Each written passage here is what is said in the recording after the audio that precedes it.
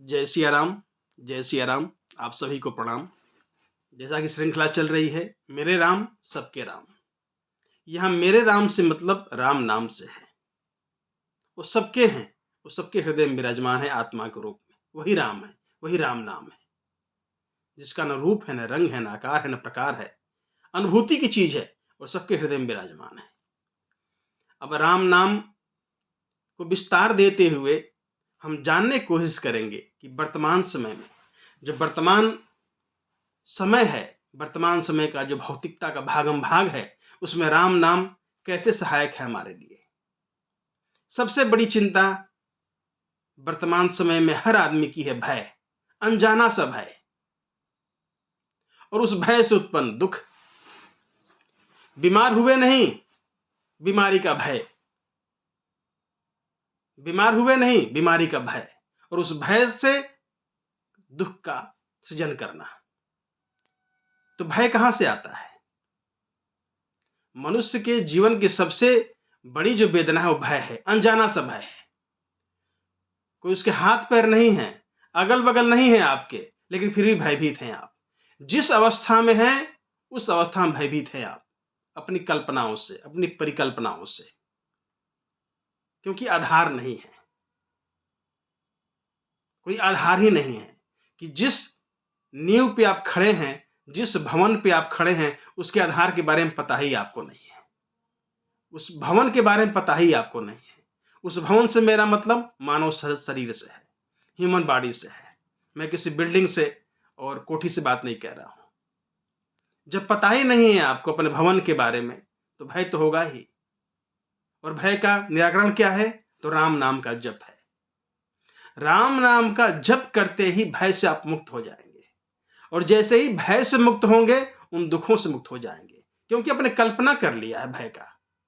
एक भय आ गया, उसने कल्पना कर लिया, बीमारी होगी, ये होगा, वो होगा। आधार कुछ भी नहीं है, आपके मन ने घुमा दिया आपको। उपाय क्या है? राम नाम का जप, राम नाम का चिंतन, राम नाम का ध्यान। इससे भय मुक्त होंगे आप, दुखों से मुक्त होंगे आप। यह अनुभूति की बात है।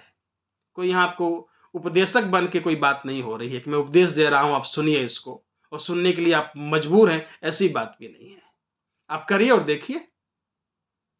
प्रयोगशाला में प्रयोग होता है और देखते हैं लोग कि प्रयोग हो रहा है और प्रयोग सफल हो रहा है। आप प्रयोग करिए, देखिए।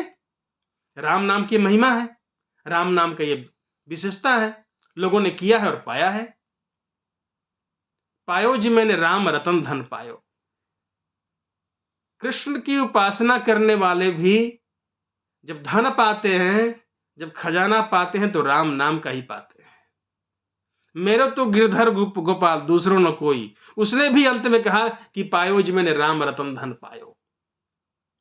तो ये कोई पौराणिक बातें नहीं हो रही हैं कि परिकल्पना कर लीजिए कोई था, नहीं, वर्तमान है। उसने पृथ्वी पे जन्म लिया और जिया है एक मनुष्य की तरह।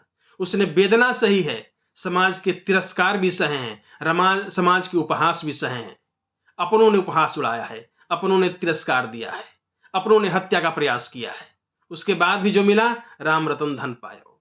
ये राम नाम की महिमा है। अनजाने से भय से एक परिकल्पना कर लेते हैं भय का, एक परिकल्पना कर लेते हैं दुखों का। वो दुख है नहीं जीवन में, दुख शायद आए भी नहीं जीवन में, लेकिन फिर भी एक परिकल्पना है हर मनुष्य के बारे में कि कल क्या होगा, कल मेरा क्या होगा, कल क्या होगा। और राम नाम पे छोड़ दीजिए, जिसने दुनिया का सृजन किया है, जिसने आपको बनाया है, जो आपके हृदय में बैठा हुआ है, अवगत है आपसे, आपकी चिंताओं से। इसलिए हर क्षण, हर पल जितना हो सके राम नाम का ध्यान, राम नाम का चिंतन, राम नाम का सुमिरन, यही उपाय है। भटकते भटकते रह जाएंगे जीवन भर, भटकाव नहीं खत्म होगा। भटकते भटकते भटकते अंत में राम नाम ही के पास आएंगे, क्योंकि सहज है इसलिए वैल्यू नहीं पता है, सहज है इसलिए वैल्यू नहीं पता है। यदि कीमती होता तो वैल्यू पता होता। यही हमारा एक दुर्भाग्य है कि जो सहज मिल जाता है उसकी कीमत नहीं पता होती है, जब छूट जाता है तब कीमत पता होती है। राम नाम की लूट है, लूट सके तो लूट, अंत काल पछताएगा जब प्राण जाएंगे छूट। तो लोग बोलेंगे राम नाम सत्य है, आप सुनते रह जाएंगे शरीर से बाहर निकल के। सबके साथ होना है। इसलिए किसी चीज को, किसी बात को हल्के में न लें कि बहुत साधारण चीज है राम नाम। आदि अनादि है और वही उपाय है, वही मंजिल है, वही रास्ता भी है, वही समाधान भी है, आपकी, हमारी, सबकी, पूरे समाज की। इस श्रृंखला को यहाँ खत्म करते हैं। जिन्होंने सब्सक्राइब नहीं किया है कृपा करके सब्सक्राइब कर लें। मेरे राम सबके राम, कड़ी खत्म करते हैं। जय सिया राम, जय सिया राम।